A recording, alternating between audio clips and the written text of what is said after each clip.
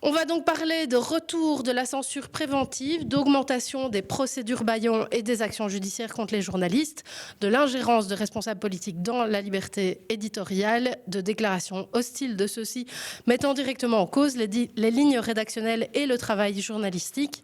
Vous l'avez compris, le média bashing prend une tournure de plus en plus inquiétante chez nous. On en parle aujourd'hui avec Xavier Kounas, ex-chef du pôle enquête du soir, récemment devenu rédacteur en chef du soir. Caroline Carpentier, avocate au barreau de Bruxelles, spécialiste en droit des médias et membre du CDJ. Bonjour. Et Jean-Paul Martoz, ancien journaliste et auteur du rapport annuel sur la liberté de la presse du Conseil de l'Europe. Bonjour. Merci à tous les trois d'être avec nous. Alors, pour lancer ce débat, nous avons choisi de nous tourner vers Françoise Tulkens, ancienne juge et vice-présidente de la Cour européenne des droits de l'homme, professeure émérite à l'Université de Louvain et membre de l'Académie royale de Belgique.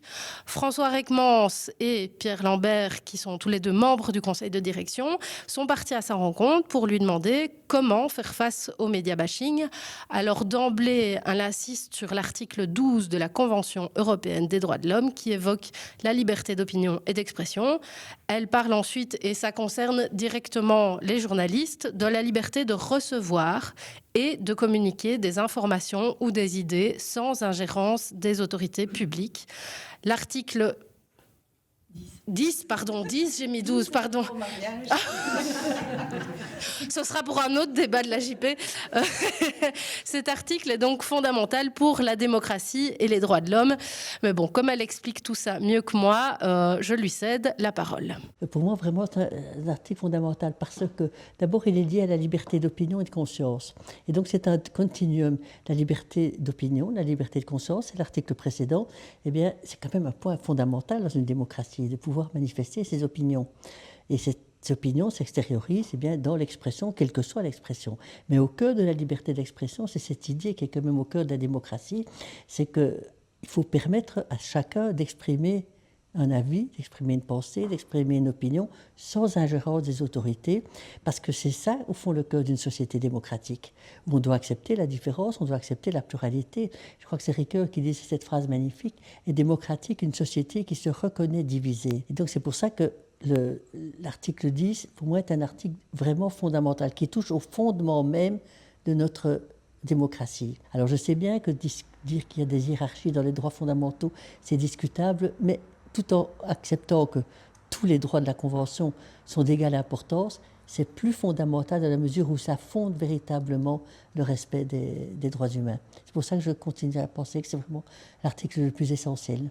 Comment est-ce que vous réagissez à ces attaques vis-à-vis des médias, des journalistes, des rédactions? Mais je trouve ça vraiment très grave. Voilà, je ne vous cache pas que c'est très grave. Tout en affirmant la main sur le cœur qu'on est pour la liberté d'expression, les actes qu'ils font vont tout à fait à l'encontre, mais tout à fait à l'encontre. Et puis alors les journalistes et les acteurs des médias, parce que moi j'aime bien parler des journalistes et des acteurs des médias. Il faut englober ça, parce qu'aujourd'hui, il y a de telles diffusions d'informations, et il faut vraiment les protéger tous. Ou un président de parti en Belgique qui met en cause l'indépendance de manière de travailler d'un journaliste, d'une agence de presse? Eh bien ça, c'est absolument inadmissible. Bien sûr que les journalistes sont soumis à une déontologie, ça va de soi. Et ça, c'est tout à fait normal, mais il y a quand même au sein, vous le connaissez mieux que moi, mais il y a au sein de la RTBF comme toute une série d'organismes internes pour s'assurer que cette déontologie est respectée. Et il n'est pas question que ce soit l'exécutif, le pouvoir politique, qui vienne contrôler ça. Vous avez des contrôles. Il y a des contrôles qui existent, il y a une commission de déontologie, il y a un règlement, parce que j'ai justement vu tout récemment, j'ai vu ce règlement qui est extrêmement développé sur toutes ces questions. Mais non, là c'est vraiment l'ABC de la séparation des pouvoirs, ça c'est certain. Bien sûr, la presse n'est pas un pouvoir au sens de l'exécutif, législatif et judiciaire, mais c'est quand même le quatrième pouvoir aussi. Donc non, je trouve que ça c'est pas acceptable. Qu'est-ce que vous pensez de l'idée que le droit d'informer implique pour nous journalistes le devoir d'informer? Oui. Regardez, si vous voyez l'article 10, tout le monde a droit à la liberté d'expression, il comprend la liberté d'opinion, c'est ce qu'on vient de dire, et la liberté de recevoir et de communiquer des informations sans ingérence des autorités publiques. De recevoir et de communiquer des informations. Ici, c'est ça. Il faut bien sûr non seulement les recevoir, mais aussi les communiquer. Et donc, ça implique pour vous, pour moi, un devoir d'informer. Parce que ce texte de l'article 10 contient cette précision qui est quand même relativement rare. L'exercice de ces libertés comporte des devoirs et des responsabilités. Dieu sait si souvent, lorsqu'on parle de droit romain, on dit « oui, mais où sont les devoirs ?» Mais ils sont là. Ils sont là. Le texte, cette fois-ci, le dit. Et donc, vous, c'est un devoir d'informer, bien entendu. Bien entendu. Comment est-ce que vous pensez que nous, journalistes, les rédactions, les médias d'information, doivent réagir aujourd'hui à ces attaques ou à ces mises en cause? Réagir, c'est par la parole. Des mauvais discours, il faut encore plus de discours. Il faut par la parole, vous devez le faire savoir, le dire, le répéter, il faut l'expliquer aux gens, comme on dit, je n'aime pas cette expression, mais à vous, à nous, à tous les citoyens qui sont là, il faut leur expliquer combien c'est absolument pas possible que l'exécutif vienne contrôler. Non, vous avez des contrôles qui sont là et que vous exercez. Sinon, sinon on aura une presse qui sera aux ordres, tout simplement. Et quand une ministre demande la non-publication d'un article? Ça ne va pas du tout. Ça ne va pas du tout. La censure est interdite. Hein. C'est quand même là. C'est non seulement l'article 10 de la Convention, mais notre Constitution. Non. On voit très bien que ce type d'attitude, elle conduit à un contrôle plus que ça, à une limitation et on va dire un musellement de la presse. Et ça, c'est précisément au contraire à ce qui est le cœur de votre rôle, c'est d'être là, d'informer pour permettre aux citoyens, à nous tous, de contrôler ce qui se passe. Nous avons besoin de savoir ce qui se passe. Les citoyens doivent pouvoir... ça fait partie, je dirais, d'une démocratie normale où les citoyens doivent être éclairés. C'est votre rôle de le faire. C'est votre responsabilité de le faire. Et de tous les acteurs des médias. Comme Mme Tulkens l'a dit, tout passe par la parole, par le fait de dire, de nommer les choses. Et donc, comme elle le fait très bien, voilà. N'hésitez pas à repartager tout ça. Je vais commencer par me tourner vers Xavier Gounas, rédacteur en chef du Soir. Alors, on en a parlé pendant la première partie, pendant l'Assemblée générale de l'AJP. Quelques jours avant les élections communales, la publication d'un article du Soir concernant Maxime Degey, qui était alors échevin verviétois, entre-temps devenu bourgmestre, a été interdite par le tribunal de première instance de Liège. Cette mesure de censure est peu commune, mais elle n'est pas inédite. Et puis surtout, elle est anticonstitutionnelle. Est-ce que vous pouvez revenir sur cette affaire, nous dire comment ça a été vécu au sein du Soir, et puis finalement, c'est quoi la suite, puisque l'information n'a toujours pas pu être publiée? Oui, absolument. Donc d'abord, rebonjour et bonjour à toutes et tous. Merci de m'accueillir ici. Je vais essayer de vous raconter l'histoire. Je me rejoins juste à ce que j'ai entendu dans la première partie. C'est vrai qu'au-delà de cette procédure bâillon extrême et cette censure préventive dont le Soir a été victime et est toujours victime depuis quelques semaines et mois, on constate aussi une série d'intimidations en amont, de propos menaçants qui essayent d'empêcher les journalistes d'écrire leur article en amont. Donc je pense que, comme je l'ai entendu dans la première phase de discussion, on a intérêt à s'inquiéter de ces répétitions parce que ça n'augure rien de bon. Sur l'affaire Degey en question, donc je pense qu'il y a une évolution d'ordre judiciaire. Alors je vais être un peu prudent dans ce que je dis parce que j'ai pris un petit copion, j'ai été relire à quoi on a été condamné à ce stade. Suspendre provisoirement toute diffusion sur quelque support que ce soit en version papier ou numérique. Je me suis dit que ça ne m'empêchait pas encore de parler du dossier et donc il me semble que dans le cadre d'un débat comme celui-là, on pouvait quand même parler de l'affaire Degey sans risquer une astreinte de 50 000 € par non-respect de cette ordonnance. Vous m'accorderez toutefois de rester prudent sur le détail des faits. Je peux juste vous dire qu'ils sont à nos yeux sérieux, d'intérêt général, et qu'on n'a aucun doute et qu'on n'en a toujours pas sur la nécessité que cette information, qui relève donc d'une infraction fiscale de M. Degey, méritait d'être connue de l'ensemble des citoyens, sans doute des citoyens verviétois, avant les élections, pour qu'ils puissent avoir toutes les pièces en main pour voter. En tout cas, c'était la réflexion qu'on a eue au sein de la rédaction du Soir, qui ne s'est pas faite à l'emporte-pièce. Mais donc, quand un de mes collègues, Joël Matriche, pour ne pas le citer, obtient des informations qui montrent qu'il y a une actualité judiciaire imminente concernant Maxime Degey, à l'époque échevin à Verviers, on vérifie l'information, comme d'habitude, on s'appuie sur des documents pour être certain qu'elle est factuelle, et on a une série d'éléments factuels qui nous permettent, sans hésiter, de considérer qu'on dispose d'informations fiables et d'intérêt public, je le répète, qu'on souhaite publier. Et la dernière phase avant publication est toujours la même, c'est qu'on confronte la personne concernée. Donc, je pense que c'était le 8 octobre 2024. On contacte Monsieur Degé pour lui soumettre l'ensemble des questions sur le sujet en préparation. Alors, il fait le mort et puis on finit par avoir un avocat qui nous dit « je vous reviens ». Et là, le seul retour qu'on va avoir, c'est le 10 octobre, un huissier qui va venir nous apporter une décision du tribunal de première instance de Liège, où on nous dit gentiment que la liberté de la presse, c'est bien gentil, mais surtout, on empiète sur les libertés individuelles, sur le respect de la vie privée, on nuit gravement à sa présomption d'innocence. On nous dit même qu'on aurait violé le secret de l'instruction pour avoir les informations auxquelles on a pu avoir accès. Et donc, sans aucune nuance, à mes yeux en tout cas, cette ordonnance nous fixe une astreinte de 50 000 € et interdit à tout média du groupe Rossel, alors qu'il y avait que Le Soir qui était concerné par la demande, de publier, c'est ce que je vous ai lu, toute information, de près ou de loin, de manière directe ou indirecte, qui concernerait l'affaire en question. Donc on s'est mobilisé en interne pour se dire qu'est-ce qu'on fait. C'était pas banal, on avait le précédent de l'affaire Conner-Rousseau, que vous avez sans doute suivi, c'est exactement le même type de procédure et c'est à peu près la même décision d'un juge.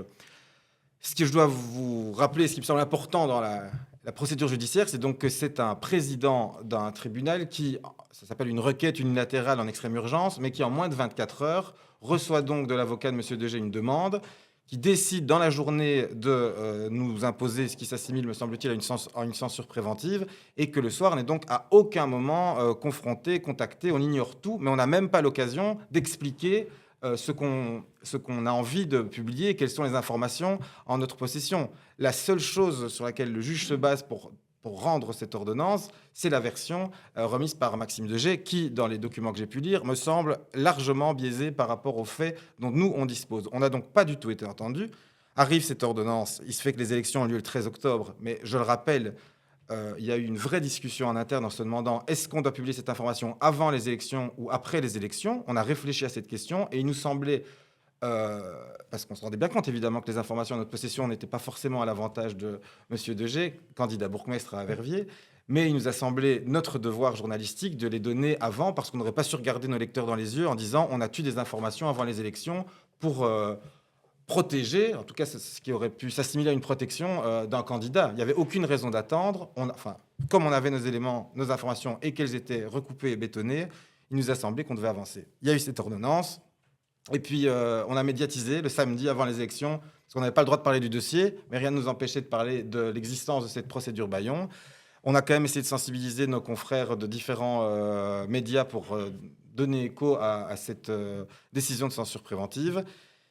Et puis, on a décidé de se battre pour faire annuler cette décision. Alors, autre curiosité, me semble-t-il, de ce type de procédure, c'est que quand vous allez en appel, en tout cas que vous la contestez dans un premier temps, en urgence, d'abord, il faut 2 mois pour être entendu et pour avoir une seconde décision, là où il faut 24 heures pour la délivrer, ce qui en soi pose quand même question, je trouve, sur le fonctionnement de la procédure, mais c'est un commentaire personnel.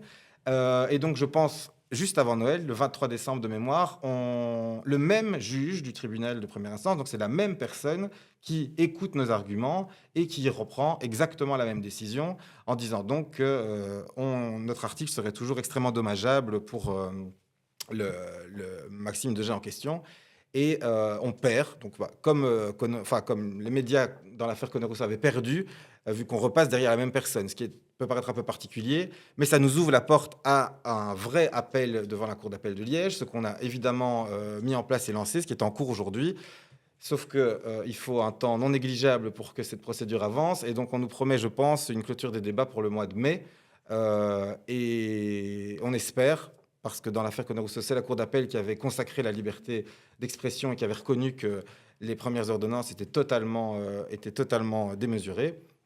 On espère pouvoir gagner au prochain tour. Mais donc aujourd'hui, pour revenir à la question de base, on est toujours tenu par cette astreinte, comme tout média du groupe Rossel. Les informations, à ma connaissance, n'ont jamais été, en tout cas, publiées avec exactitude. Ce qui est d'ailleurs assez comique, c'est que M. Degé, lui, n'est pas privé de parler de l'affaire. Et le soir des élections, répondait sur différentes antennes en expliquant que c'était une affaire d'ordre privé, que ça n'avait strictement rien à voir dans la sphère publique.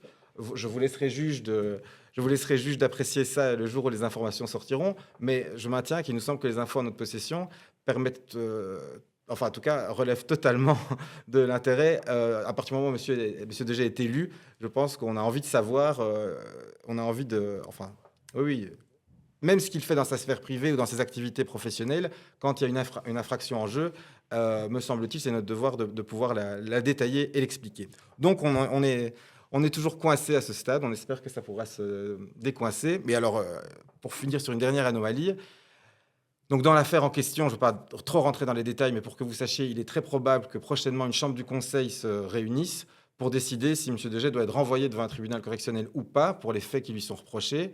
Il est très probable que cette chambre du Conseil se réunisse avant la décision qui nous concerne en cour d'appel. Et donc on est en train d'étudier et d'examiner la question, de savoir si, admettons, qu'une chambre du Conseil décide du renvoi de M. Degey, et donc il doit être jugé devant un tribunal. Est-ce que ça aussi, on n'a pas le droit d'en parler et de le mentionner dans le journal? Ou est-ce que, parce que si vous lisez le contenu de ce qui nous est interdit, forcément, si on parle de cette affaire, on ne peut pas... Enfin, c'est difficile de parler d'un renvoi sans dire de quoi il est renvoyé et pourquoi il est renvoyé. Donc nous allons étudier la question et voir à quel point, dans les prochaines semaines, c'est compatible, ou ce qui est compatible ou ce qui ne l'est pas, avec l'ordonnance qui nous a été imposée.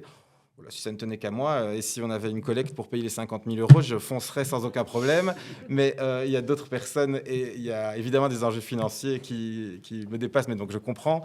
Et une astreinte à 50 000 euros, c'est quand même particulièrement dissuasif pour un média, même si on s'appelle Le Soir, qui ne... Enfin voilà, on ne peut pas sortir ça d'un tiroir caisse facilement. Donc forcément, l'intimidation financière nous est bloquante à ce stade.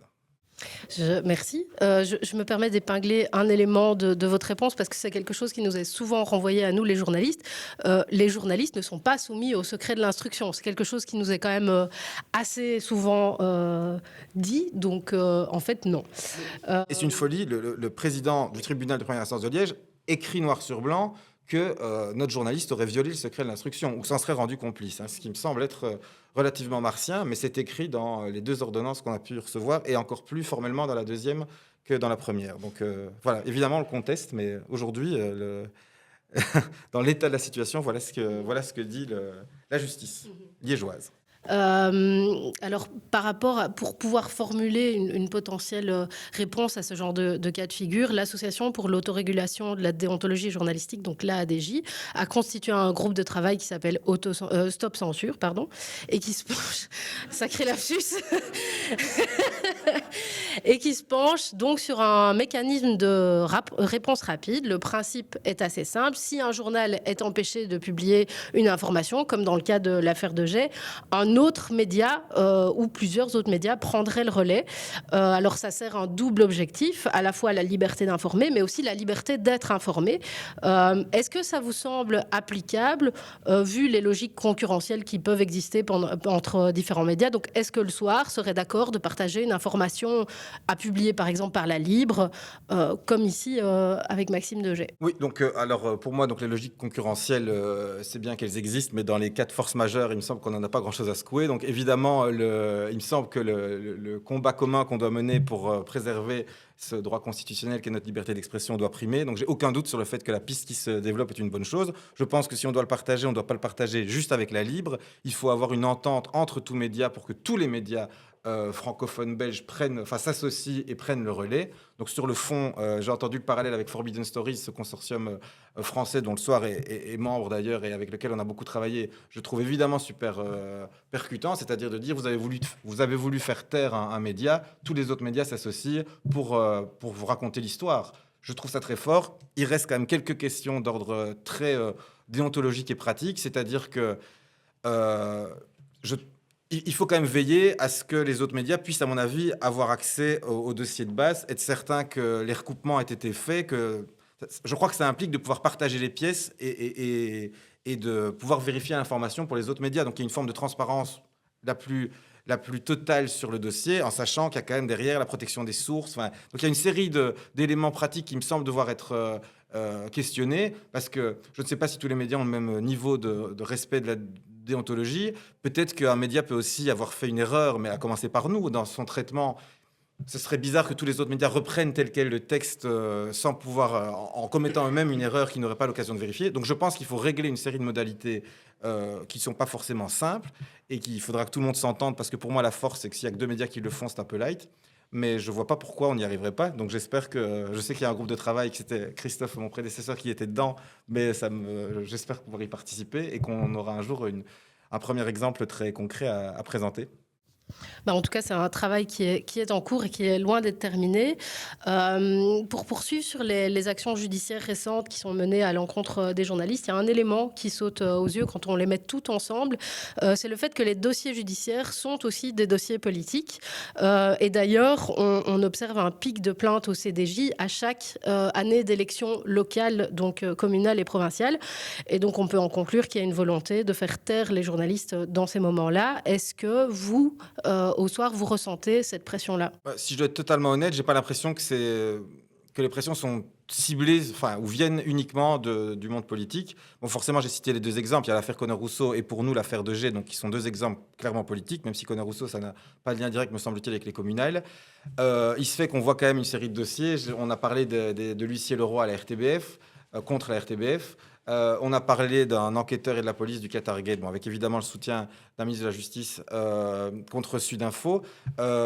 Pour tout vous dire, et c'est extrêmement frais, donc je ne vais pas m'aventurer, mais on s'est pris cette semaine une nouvelle requête unilatérale en extrême urgence dans l'affaire Huawei, pour ceux qui ont suivi, donc les eurodéputés qui seraient, en tout cas certains, ou d'assistants parlementaires qui seraient suspectés de corruption pour avoir bénéficié d'avantages de cadeaux ou d'argent, carrément de virements, de la société Huawei et des lobbyistes qui gravitent autour. Dans notre travail quotidien, on a contacté une série de gens et à nouveau, une personne contactée à qui on avait simplement envoyé des questions, enfin simplement, comme on le fait à chaque fois avec une série de demandes pour vérifier des informations, a lancé cette même requête, a obtenu gain de cause, alors de façon un tout petit peu moins radicale. Le juge c'était le tribunal de première instance de Bruxelles cette fois-ci, disons un peu plus modéré. On n'a par exemple pas d'astreinte, mais on a reçu une nouvelle interdiction de citer le nom de l'avocat, parce que c'était un avocat qu'on contactait, ni ses initiales, ni un quelconque signe qui permettrait de l'identifier. Donc à nouveau, je vous dis c'est très frais, ça date de 48 heures. Donc on est en train d'étudier, on va pour le principe contester, parce que, pardon, mais ça pose à nouveau la question de se dire, est-ce que quand un journaliste pose des questions à quelqu'un, la justice demain, en moins de 24 heures, sans contradictoire, va nous interdire de citer le nom de la personne, quoi qu'il arrive? Enfin, il y a une forme d'inversion de la norme et je trouve de manque de considération pour notre propre déontologie. Pour tout vous dire, on n'était même pas certain qu'on allait citer le nom de cette personne. On était dans une phase d'enquête et de collecte d'informations et après, une rédaction, un pôle enquête en l'occurrence, mais des services qui échangent et se disent qu'est-ce qu'on doit publier, est-ce qu'on cite une personne ou pas. Toutes ces questions, elles nous animent au quotidien et on essaye de prendre des décisions en connaissance de cause et avec un sens de la nuance, de l'équilibre. On essaie de ne pas exposer des gens quand on n'a pas des éléments, on ne les expose pas, on veille à ne pas les exposer quand on n'a pas les éléments suffisants pour le faire. Mais si aujourd'hui un juge qui ne connaît rien au dossier peut débarquer en 24 heures pour nous dire ce qu'on doit faire, ça fait quand même un peu cow-boy, si je peux le dire comme ça. Bref, j'en reviens à la question de base. Est-ce que c'est politique tout le temps? Moi, je dirais que nous, ce sur quoi on est confronté, c'est plutôt des affaires où il y a des enjeux économiques. Et plus les enjeux économiques sont sérieux, et plus souvent les gens en face ont des moyens, plus cette judiciarisation et cette tentative d'utiliser des nouvelles voies de recours, ces études d'huissier contre la RTBF existent, par des nouveaux canaux. Et donc, je crois qu'on doit faire gaffe à ça et qu'on doit surtout réussir, j'espère qu'on y arrivera, à fermer toutes ces nouvelles portes qui sont ouvertes, que ce soit cette multiplication aujourd'hui des requêtes unilatérales en extrême urgence. Il y a un vrai travail à faire pour se demander si ça s'applique réellement à la presse, parce que moi, j'ai un questionnement personnel sur la méthode. Et ce tribunal de l'entreprise, dans le cas de la RTBF, qui aussi considère l'information comme un produit commercial, pour le dire comme je l'ai compris, ça me semble aussi très très loin de ce qu'est l'information et l'information telle qu'on veut la défendre. Donc il y a des portes qui sont ouvertes, il y a des avocats, parce que c'est sans doute eux les grands gagnants, qui s'amusent à continuer à pousser ces portes et qui ont vu qu'il y avait une faille, donc ils ont mis un pied, ils sont en train de mettre un deuxième pied. Je sais qu'il y a des avocats qui défendent la thèse contraire, donc heureusement qu'ils sont là aussi. Mais il y a un vrai risque, quoi. Et on voit que ces procédures en amont se multiplient. Moi, j'ai pas trop de problème à ce qu'on soit attaqué après. Enfin, j'espère que ça arrivera le moins souvent possible. Mais si quelqu'un n'est pas content avec ce qu'on a écrit, je comprends qu'il puisse aller au CDJ, voire je comprends qu'on puisse venir nous poursuivre pour propos diffamatoires, etc. C'est la liberté de tout le monde de contester ce qu'on a pu écrire. Mais là, c'est pas de ça qu'on parle. Là, c'est de nous priver de donner des informations dont on dispose. Et donc oui, c'est un coup de canif, me semble-t-il, extrêmement lourd à notre liberté, à tous et à toutes, juste d'informer. C'est pour ça que les gens nous suivent, je crois. Donc on va continuer, en tout cas au soir, mais je sais qu'entre médias, on est unis là-dessus pour essayer de casser tout ce qui est en train de se mettre en place. On va justement parler de ces nouvelles portes que vous venez d'évoquer. Je me tourne vers vous, Caroline Carpentier. La Constitution belge interdit la censure préventive. Et récemment, c'est une première, c'est le tribunal de l'entreprise bruxellois qui s'est déclaré compétent pour examiner l'interdiction d'une production journalistique de la RTBF au nom du droit commercial. C'était, pour la petite anecdote, une information du soir révélée par un certain Xavier Gounas. Quelle brèche est-ce que cette décision ouvre-t-elle ? Mais oui, ça pose la question du détournement de procédure. Alors, est-ce que c'est la première décision ? En fait, pas vraiment. Parce qu'il y a déjà eu, à ma connaissance, un jugement de cessation en avril 2024 par rapport à un article RTBF sur le réseau anti-Evrast qui s'appelait Complotiste, extrême droite, et donc un article très complet sur lequel on avait fait une carte pour essayer d'identifier les différents mouvements anti-Evras et éventuellement faire des rattachements, voir d'où ça partait et dans l'article dans lequel la RTBF estimait qu'il y avait une désinformation à l'œuvre. Et déjà à ce moment-là, il y a Biotempo, qui s'appelle maintenant Zèbre, qui a fait une demande. Alors c'est vrai que ce n'est pas une demande préventive, c'était une demande de supprimer l'article ou toute référence à eux. Et donc de supprimer leur nom ou de supprimer carrément l'article qui était publié en ligne.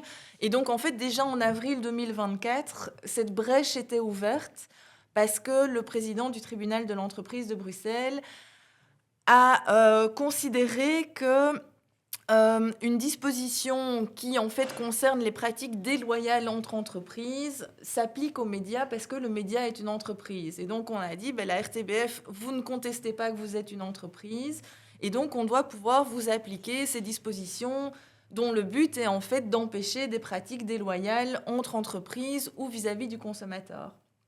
Et ça, bon, voilà, au final, le juge, dans ce cas-là, a estimé que l'action donc était recevable, qu'elle pouvait avoir à en connaître, mais que la RTBF avait une base factuelle suffisante qui permettait d'étayer son article.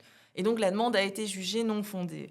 Et c'est vrai qu'ici, plus récemment, on a le cas de l'étude d'Huissier-Leroy qui a introduit cette demande d'interdiction de publication d'une information. Évidemment, on est un step plus loin quand on demande une mesure préventive puisque l'info ne sort pas.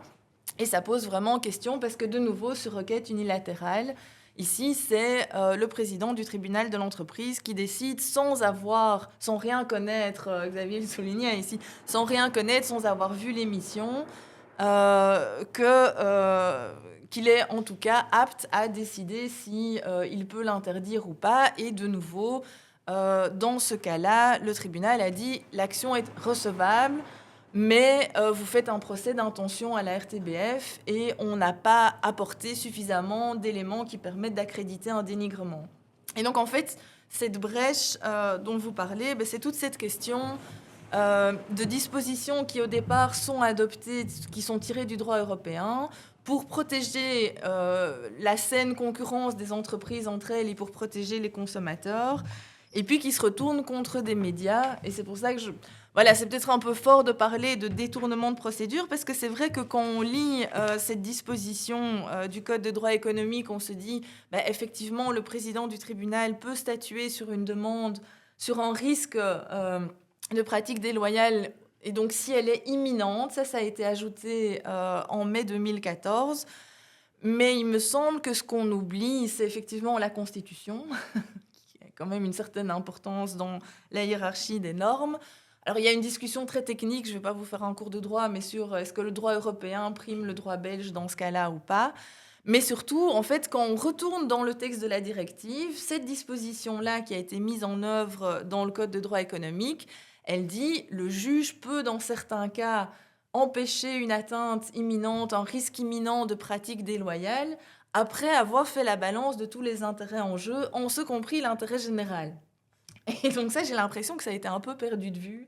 Alors peut-être dans la transposition de la directive, il y a cet aspect-là, mais on parlait de porte à fermer, et je pense effectivement que ça, c'est une porte qu'il faudrait fermer, parce que l'objectif de cette législation, c'est, comme je le disais, la saine concurrence et d'avoir des pratiques du marché qui protègent les consommateurs et qui empêchent qu'une entreprise adopte des comportements déloyaux vis-à-vis d'une autre.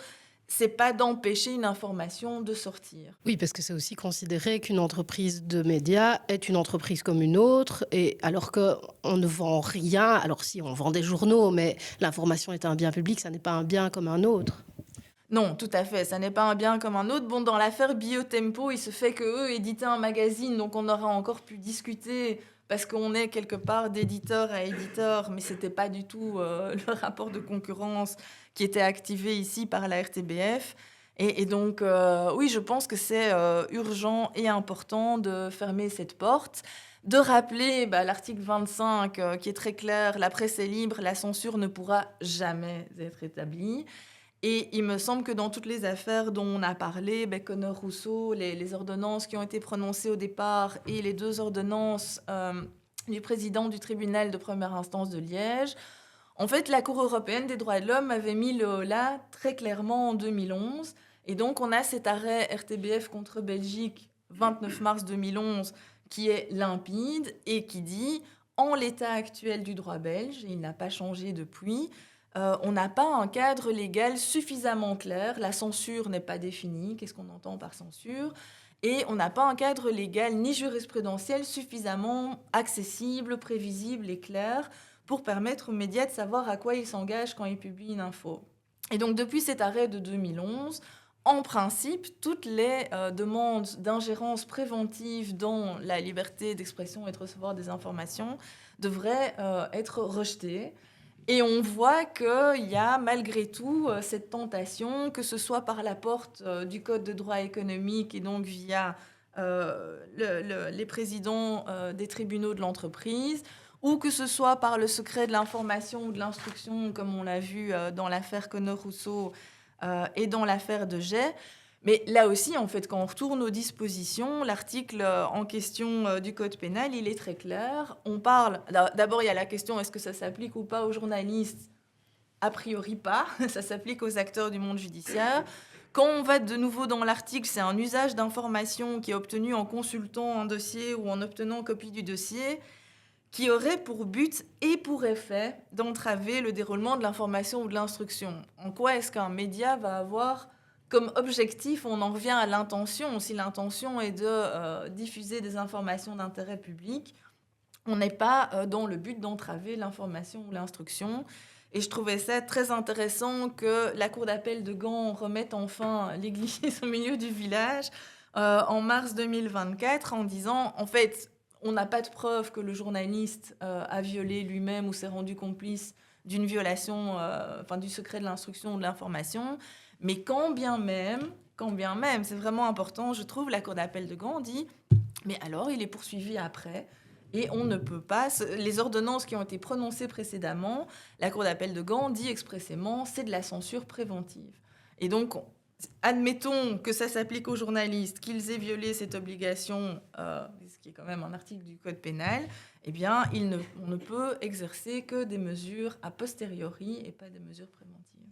Comment est-ce que vous interprétez, vous, toutes ces tentatives de censure, alors que, comme vous venez de le rappeler, c'est interdit par la Constitution? Qu'est-ce que ça dit de notre époque, du rapport des politiques, de la justice vis-à-vis du journalisme? Alors, je suis que juriste, je ne suis pas sociologue, philosophe, mais c'est vrai que quand je parlais de cette tentation, on sent qu'il y a effectivement un souhait par certaines juridictions, par certaines autorités et par des acteurs privés ou publics d'empêcher des infos de passer. Et voilà, on entendait Madame Tulkens, notre marraine la bonne fée des droits humains, l'exprimer très bien. Je pense que c'est évidemment très grave. En tant qu'avocate, je constate aussi au quotidien qu'on me demande de plus en plus souvent de relire des enquêtes avant qu'elles sortent. Je pense que c'est toujours passionnant à faire comme travail, mais je m'en inquiète un peu quand même aussi. J'ai des retours de menaces et d'intimidation de plus en plus fréquents, effectivement, en amont. Et pour rebondir sur ce que Xavier Kounès disait, je trouve qu'effectivement, c'est préoccupant. On demande aux journalistes de respecter leur déontologie. Moi, je suis membre société civile au CDJ. Et donc, ils appliquent leur droit de réplique, et c'est bien normal. Enfin, le devoir, de faire valoir, de permettre à la partie mise en cause de faire valoir son point de vue. Et puis, on leur tombe dessus avec des procédures judiciaires, des requêtes unilatérales. Et donc, moi, je crains de ce côté-là très fort l'effet pervers de « Ah, si c'est comme ça, on ne va plus permettre d'exercer le droit de réplique. » Et je pense que personne n'a d'intérêt là-dedans. Et je pense qu'il faut aussi rappeler aux journalistes et à l'ensemble des personnes qui participent au débat public, mais particulièrement aux journalistes, que c'est un devoir aussi. On parlait de devoir et de responsabilité. L'indépendance, c'est un devoir. Et donc, retirer un article qui a été publié, mais moi, je ne pense pas en termes d'intérêt corporatiste. Je pense au seul intérêt du public. C'est une info que le public n'a pas. Et c'est potentiellement un manquement des journalistes à leur devoir d'indépendance s'ils cèdent à ces pressions-là. Et je pense qu'il faut les soutenir pour résister. Donc on a vu en quoi les requêtes unilatérales peuvent être très problématiques, mais l'AJP observe aussi une hausse inquiétante dans notre type de procédure qui s'appelle les SLAP, pour Strategic Lawsuit Against Public Participation. Dans le jargon, on appelle ça des procédures bâillons, c'est-à-dire l'utilisation abusive de procédures judiciaires pour intimider ou réduire au silence toutes celles et ceux qui œuvrent pour l'intérêt général. Ça ne concerne pas que les journalistes. Est-ce que vous pouvez nous expliquer quel danger ces procédures représentent-elles pour notre démocratie, et puis quels sont les outils pour lutter contre ce type de procédure? Le danger, c'est celui dont on parle, en fait, c'est que l'info ne passe pas. et donc, le public a le droit de recevoir ces informations quand elles touchent à l'intérêt général. Et donc, c'est vraiment ce risque-là. Alors, il y a maintenant quand même beaucoup d'actions. Il y a eu des recommandations au niveau de la Commission européenne, au niveau du Conseil de l'Europe. Et il y a une directive européenne qui a été adoptée en 2024 et qui doit être transposée pour le 7 mai 2026. Donc, ça se rapproche. C'est toujours la difficulté que je ne minimise vraiment pas de qualifier une SLAP, une procédure bâillon, parce qu'on est sur l'intention. Et c'est toujours extrêmement difficile d'évaluer une intention. C'est ce qu'on parlait du secret de l'instruction, de l'information qui a pour but, quand est-ce qu'on a pour but d'entraver le déroulement de l'information judiciaire. Mais c'est comme ça que c'est envisagé. Et donc, qu'est-ce qu'on entend par SLAP, ou en français, ce sont des procédures en fait abusives, qui sont manifestement mal fondées.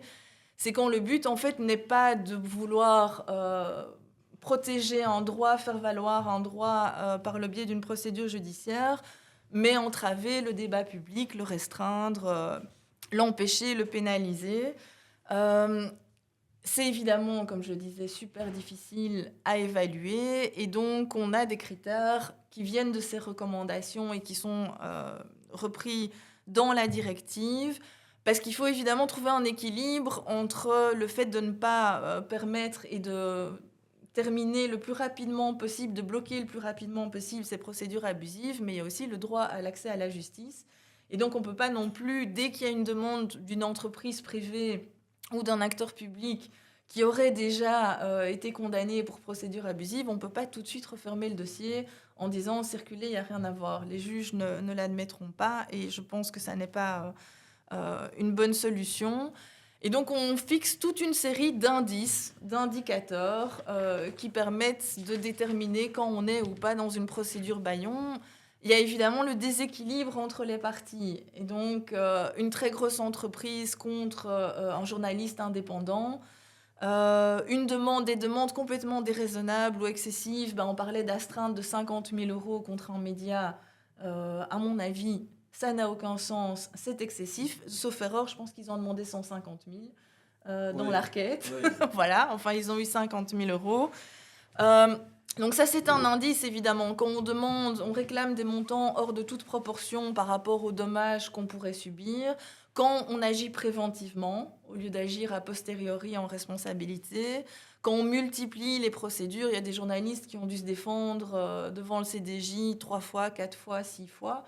Donc la multiplication de procédures, les demandes déraisonnables, excessives, des demandes qui sont manifestement mal fondées, qui n'ont pratiquement pas de chance d'aboutir. Mais ce qui est intéressant, c'est que la directive dit c'est pas parce que la demande serait même partiellement fondée qu'on n'est pas face à une procédure abusive. Donc ça, je trouve intéressant qu'ils aient maintenu cette porte-là. Donc même si le juge devait décider, d'accord, il y a peut-être une atteinte à votre vie privée qui vous permettrait d'obtenir un montant modeste en réparation, mais vous introduisez une procédure de cette manière-là, en demandant ces montants-là. Et donc, en fait, c'est aussi un indice de SLAPP. Ce qu'on voit aussi beaucoup, c'est le choix de la juridiction et le choix de la procédure. Donc, des magazines qui se font assigner dans un État étranger au pénal, parce qu'en Belgique, en presse écrite, en tout cas, on est relativement préservé. Et puis, le procureur laisse pourrir l'affaire et le plaignant, qui est la société soi-disant préjudiciée, n'essaye pas de réactiver l'affaire. Et au final, on arrive avec le procureur qui dit « Ah, votre affaire est prescrite ». Et on n'a pas la possibilité, dans ce cas-là, de laver son honneur et de dire « Vous avez agi abusivement, nous demandons des dommages et intérêts pour permettre aux journalistes ou aux médias de récupérer même ce qu'ils ont payé à leur conseil ». Donc tout ça sont des indices, la mauvaise foi, la non-poursuite, mais surtout ce déséquilibre. Et ce que je trouve très préoccupant, pour revenir à une de vos premières questions, c'est que souvent c'était des très grosses entreprises commerciales. Et maintenant, on voit des autorités publiques qui se joignent à des actions contre des journalistes. Je trouve ça fort préoccupant. Et que ça pose par ailleurs la question de l'utilisation de l'argent public, quoi. Qu'est-ce qu'on fait des deniers publics ? Est-ce que ça doit vraiment servir à agir contre des journalistes pour demander la suppression d'articles dans des actions en fait, qui concernent des atteintes à l'honneur ou à la réputation ou des fautes commises par rapport à une personne en particulier, mais pas par rapport à une autorité publique en général. Pour rester sur les procédures Bayon, je me tourne vers vous, Jean-Paul Martos. Dans le rapport annuel sur la liberté de la presse du Conseil de l'Europe, vous soulignez qu'au niveau européen, il y a eu des avancées concernant les procédures Bayon. Est-ce que vous pouvez nous détailler ces avancées et nous dire si elles vont suffisamment loin ? Non, disons, je pense que la directive qui a été citée, la directive anti-SLAPP de l'Union européenne est considérée comme une avancée, mais politiquement comme une avancée. Au niveau juridique, comme on vient de le souligner, ça va être extrêmement difficile de la transposer dans les conditions qui permettront réellement d'aider les journalistes à échapper à cette politique d'intimidation des médias, parce que là, on sort de la sphère juridique, on est dans la brutalisation de la vie publique. Et c'est un peu ça que relève le rapport, ou les rapports depuis 10 ans du Conseil de l'Europe, c'est qu'au cours des 10 dernières années, on assiste à une brutalisation générale de la vie politique qui se dirige essentiellement, enfin aussi, contre les médias. Et les SLAPPs constituent dans ces techniques, parce que c'est une technique et c'est une stratégie, on n'est plus devant des actes caractériels ou isolés, on est devant des stratégies politiques de remise en cause du rôle du journalisme indépendant, du rôle de la presse, de sa liberté dans le système démocratique. C'est aujourd'hui l'enjeu principal. Et l'intérêt du rapport précisément que je coordonne, donc je ne fais que le coordonner, il est alimenté par 15 organisations de défense des journalistes, comme la FEJ, comme Reporters sans frontières, comme le Comité de protection des journalistes.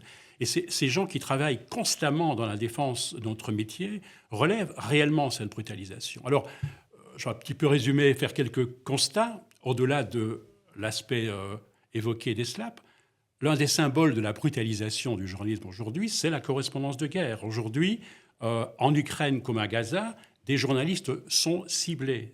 Ils ne sont pas seulement victimes de dommages collatéraux, mais ils sont ciblés. D'ailleurs, RSF, comme le CPJ, ont introduit un certain nombre de plaintes auprès de la Cour pénale internationale pour crimes de guerre potentiels, en soulignant que dans un certain nombre de cas, une vingtaine pour le CPJ, un peu plus, je crois, pour RSF, on peut argumenter qu'il y a eu volonté de tuer les journalistes ou de les cibler, ce qui est un crime de guerre. Cette brutalisation, en fait, s'étend à toute une série d'autres aspects du journalisme, et les SLAPS constituent l'un des éléments, l'un des indicateurs les plus importants dans le rapport. Dans le rapport, on parle en général d'une dégradation de la liberté de la presse depuis 2015, qui est le moment où la plateforme a été créée. Et ce n'est pas seulement nous qui utilisons ce mot, c'est le mot qui a été utilisé par Ursula von der Leyen, qui est utilisé par l'ex-secrétaire général du Conseil de l'Europe. Donc on est devant une dégradation générale de la liberté de la presse. Alors, si c'était seulement une dégradation conjoncturelle, on pourrait s'en inquiéter et on pourrait évidemment développer des stratégies de refoulement de ce type de phénomène. Non, le problème auquel on est confronté, c'est ça qui est important de voir dans le rapport, on voit des phénomènes de fond. On est devant un basculement politique. Et les élections de l'année dernière, 2024, ont été suivies justement avec beaucoup d'attention pour cette raison, parce qu'on voit depuis plusieurs années la mise en place de stratégies politiques qui visent à démanteler en grande partie la démocratie libérale et à s'attaquer à tous les contre-pouvoirs. Parce que la presse n'est pas la seule à être visée par ces projets politiques. Et le projet politique le plus caractéristique, c'est le Trumpisme, je veux dire. Alors, on a pensé en 2017, 2021 que c'était une parenthèse, un coup de folie aux États-Unis. Non, c'était une stratégie qui était chaotique parce que Trump était le premier à être étonné à gagner les élections en 2016. Mais derrière tout ça, il y avait une véritable stratégie avec des centres d'études, avec des centres de critique médiatique, avec des spécialistes du droit qui avaient décidé de mettre en cause la démocratie libérale et de viser en particulier les journalistes. Donc c'est ça le contexte dans lequel on se trouve aujourd'hui. Et quand on parle des SLAPS, aujourd'hui, on doit le remettre dans ce contexte-là. On ne va pas résoudre le problème de la liberté de la presse en Europe en se focalisant uniquement sur les SLAPS. Alors, la directive anti-SLAP de l'Union européenne est intéressante, mais elle est d'abord très limitée aux dossiers transfrontaliers, et puis elle est très cadrée. L'un de ses avantages, c'est qu'elle permet de sortir un peu de cette crainte immense des journalistes d'être poursuivis dans la capitale mondiale de la diffamation, qui est Londres, qu'on appelle « the city called Sioux », donc la ville appelée de poursuite judiciaire, qui a permis à des autocrates, des oligarques, des États, des entreprises à mener une véritable politique de tourisme de la diffamation, comme on l'appelle, c'est-à-dire choisissant l'endroit où finalement le plaignant a le plus d'avantages et où le journaliste a le moins d'avantages. Et c'est aujourd'hui d'ailleurs aussi un des grands dangers qui pèsent sur la profession, parce que moi personnellement je suis un obsédé de l'international, excusez-moi, comme le disait le patron de l'Université de Columbia, qui est au cœur de ces débats aujourd'hui, comme vous le savez, avec Trump. La censure, quelque part, c'est la censure partout. Si on censure en Chine, on est affecté par cette censure parce qu'on ne peut pas informer sur la manière, par exemple, dont les usines chinoises produisent. Donc, on est vraiment globalisé dans la manière dont on doit aborder cette question de cette liberté de la presse. Il faut vraiment sortir de notre cadre national et même européen. Il est clair qu'actuellement, aux États-Unis, le modèle qui est mis en place nous affecte aussi de plus en plus.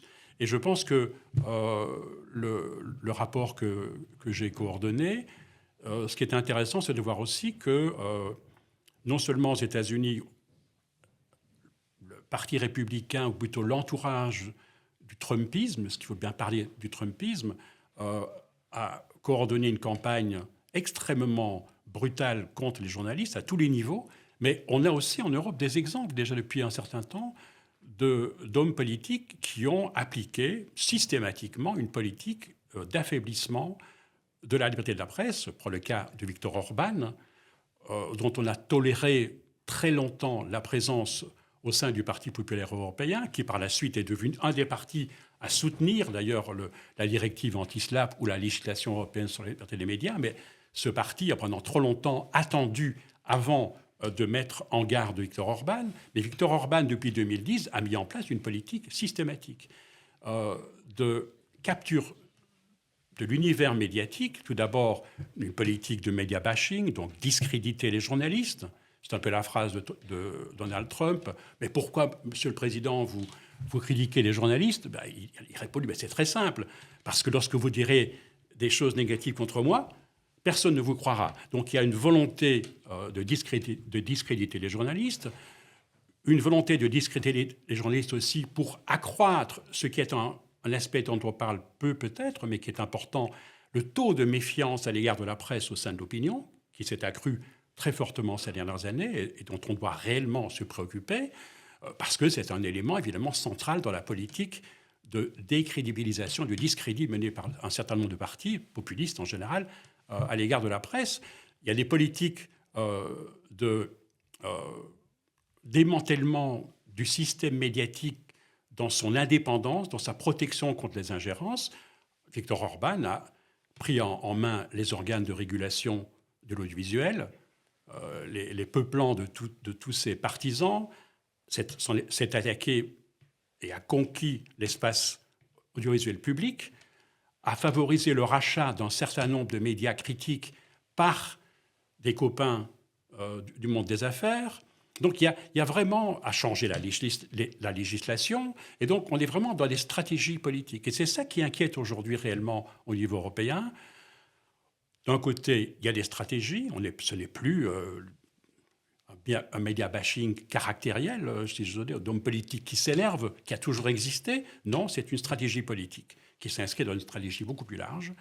Et deuxièmement, et c'est une autre préoccupation que moi je ressens quand je parle avec les organisations de la plateforme au sein du Conseil de l'Europe, c'est que l'année dernière, on a eu un basculement politique. C'est-à-dire que la proportion de partis politiques ou de mouvements politiques hostiles à la presse s'est fortement accrue au sein de l'Union européenne.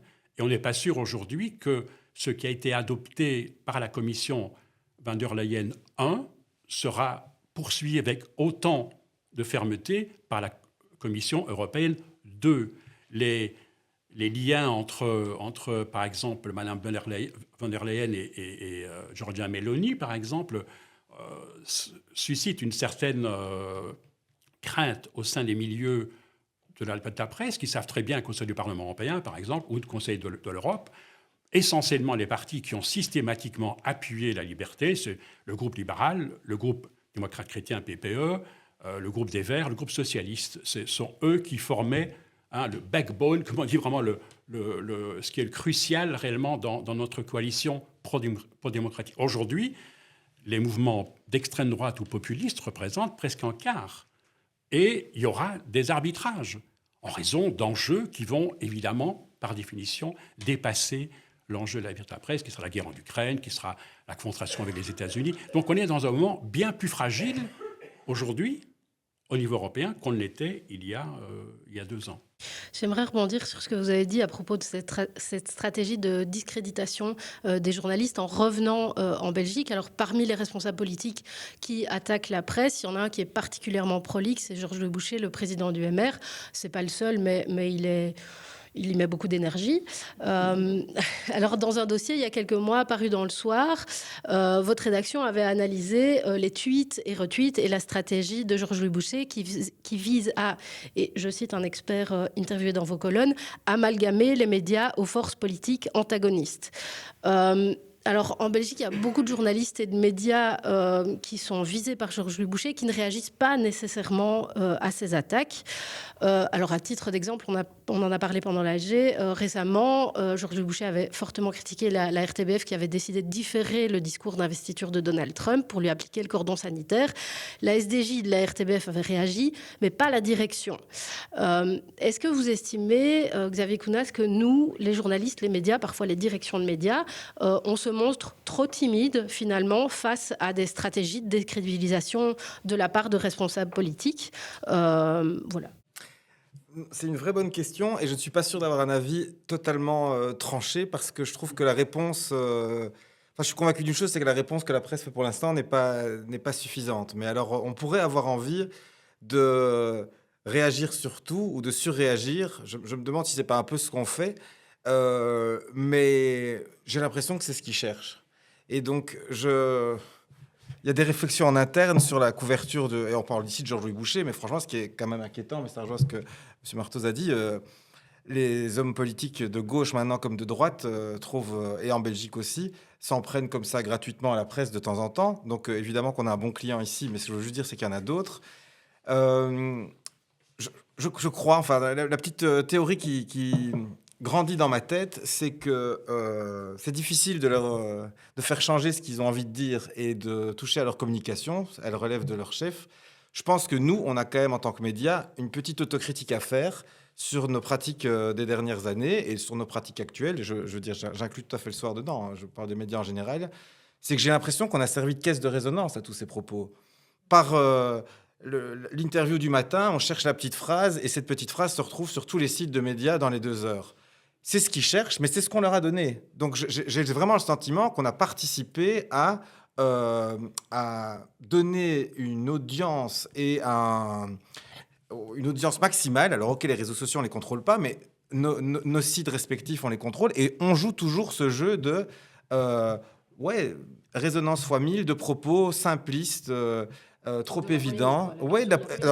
Toute forme de polémique, mais en ce compris les polémiques contre nous. Il y a alors je peux pas faire le procès à Wilfried de dire qu'ils n'ont pas été au bout des choses parce que Georges-Louis Boucher était dans Wilfried cette semaine où il se paye la RTBF en disant qu'il faudrait la privatiser, voire qu'elle devrait disparaître, si je synthétise.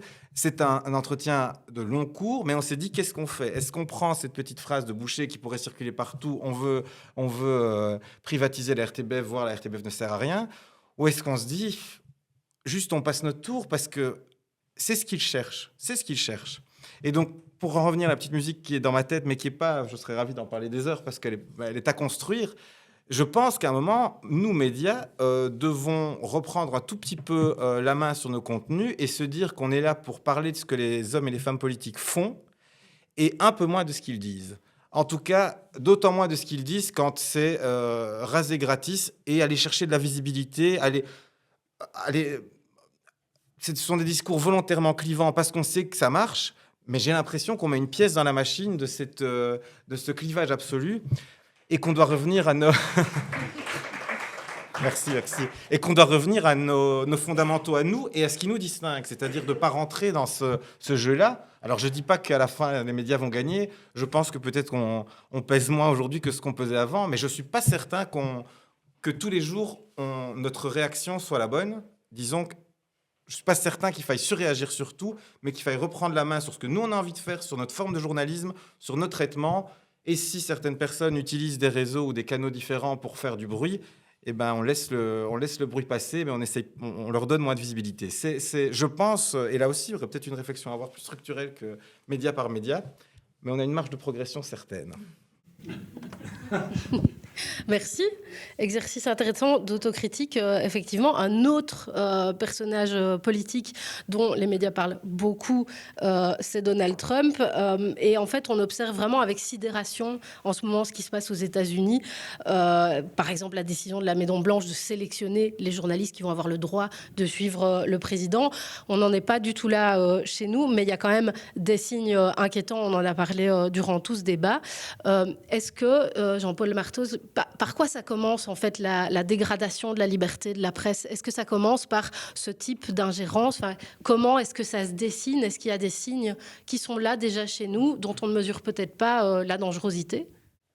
Bon, je pense qu'il est toujours difficile de comparer les États-Unis qui ont un système médiatique extrêmement différent du nôtre et un rapport même à l'information qui est différent du nôtre, même un rapport à la liberté d'expression qui est différente à celle que l'on pratique en Europe et que François Stulkens a rappelé, l'article 10 de la Convention des droits de l'homme n'a rien à voir avec le premier amendement de la Constitution qui permet des tas de choses qu'on ne pourrait pas se permettre en Europe. Donc je pense qu'on ne peut pas tout à fait comparer. Cela dit, il y a eu aux États-Unis historiquement des moments où la presse a été sous pression. On l'a vu par exemple à l'époque de Richard Nixon, et si on a adoré ces films sur la directrice du Washington Post qui disait non, je publie les dossiers de Pentagon ou l'affaire du Watergate. Bon, c'était un moment aussi extrêmement dur dans la relation entre le pouvoir et la presse. Aujourd'hui, aux États-Unis, on est dans un autre phénomène. On n'est plus dans un conflit de pouvoir. On est face à un pouvoir qui nie la légitimité de la liberté de la presse dans une société démocratique à l'américaine. On est dans un autre système. On est même dans un autre système que celui qui s'est déroulé au début, durant le premier terme de Trump. On n'est plus dans ce chaos, mais il y a vraiment, en fait, un certain nombre de mesures qui ont été prises par Donald Trump durant son premier mandat, auxquelles les journalistes ont répondu de manière relativement rationnelle, parce qu'ils avaient été impressionnés, justement, par le fait que si Donald Trump a remporté les primaires républicaines, c'est en grande partie à cause de la télévision.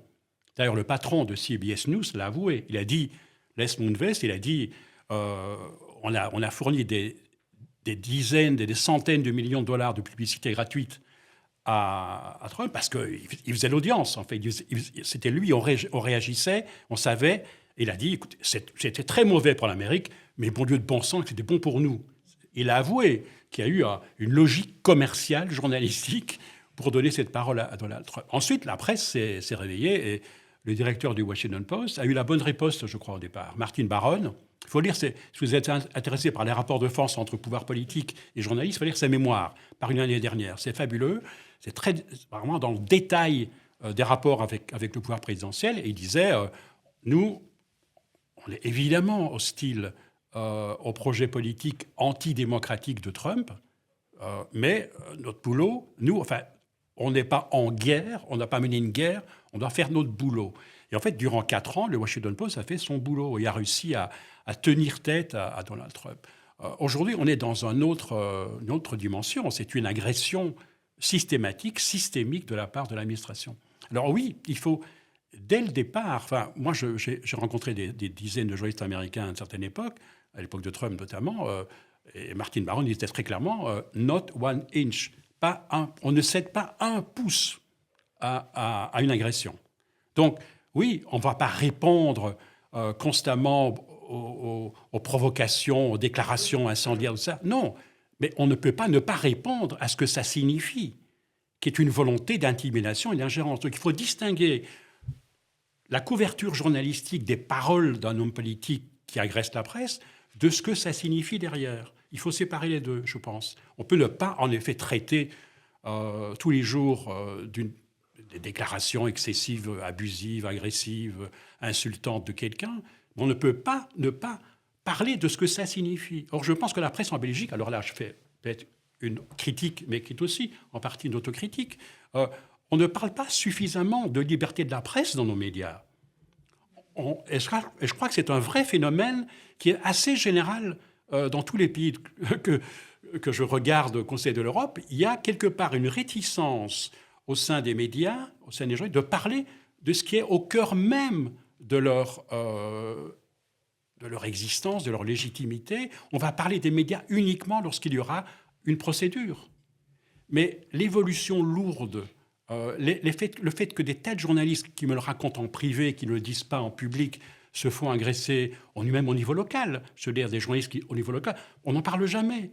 Oui, ces phénomènes-là, oui, je pense que ces phénomènes-là, il faudrait plus les collecter et discuter à partir de quel moment est-ce qu'on va intervenir. À partir de quel moment aussi la presse doit défendre ouvertement cette liberté. Parce que le décalage qu'il y a aujourd'hui avec une partie de l'opinion, c'est en raison aussi des erreurs qu'on a commises, évidemment, de certaines pratiques journalistiques qui ont été comprises ou qui ont effectivement été mauvaises, mais c'est aussi parce qu'on n'arrive pas réellement à articuler devant le public pourquoi le journalisme c'est important, d'intérêt public c'est important, pourquoi la liberté de la presse c'est important. Quand je vois un sondage qui a été publié il y a quelque temps, je n'y ai pas cru réellement, un sondage disant que 71% des Belges seraient pour un pouvoir fort sans contre-pouvoir, et que j'ai vu aucune réaction réellement à la hauteur, parce que si c'est vrai, mais ça mérite réellement un éveil. Il faut que tout le monde se mobilise, et la presse en premier.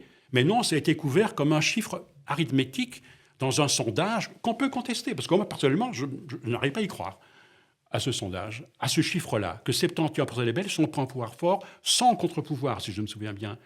Je n'ai rien vu, réellement, qui soit à la hauteur. Je pense qu'on doit vraiment réfléchir comme journaliste, non seulement à la pratique journalistique, mais aussi à la défense de ce qu'on représente comme fonction de la société, pas de manière corporatiste, mais parce qu'on représente un acteur qui a un rôle extrêmement important. Moi, je le crois, toute ma vie, j'y ai cru, d'informer, pour faire en sorte que les gens, comme on dit, soient des citoyens, c'est-à-dire qu'ils disposent de l'information vérifiée, plurielle, indépendante, qui leur permettent, chacun, à leur niveau, d'agir comme citoyen, en toute connaissance de cause. Et je crois qu'on doit réellement, et c'est un message que j'entends dans pas mal de rédactions américaines aujourd'hui, on ne peut plus se permettre seulement d'être au travail, comme disait Martin Barron, on doit défendre réellement la démocratie libérale et le rôle que joue le journaliste dans cette démocratie de manière beaucoup plus ouverte. Mais vous m'offrez justement une belle transition vers ma dernière question pour clôturer le débat. C'est justement, est-ce qu'il existe des bonnes pratiques à la matière? Les violences contre les journalistes, qu'elles soient physiques, verbales, psychologiques, politiques, n'ont jamais été non seulement aussi nombreuses, mais aussi normalisées. Qu'est-ce qu'on peut faire en tant qu'union professionnelle, en tant qu'association de défense des journalistes? Est-ce qu'il existe des bonnes pratiques ailleurs dont on pourrait s'inspirer ici pour, par exemple, collecter les attaques? Oui, il y a une série de bonnes pratiques et le rapport, en fait, contient chaque année un chapitre consacré aux bonnes pratiques qui sont exercées soit par les associations de journalistes, soit par des coalitions entre associations de journalistes, de magistrats, de représentants de la société civile, des États, du ministère de la Justice, des forces de police.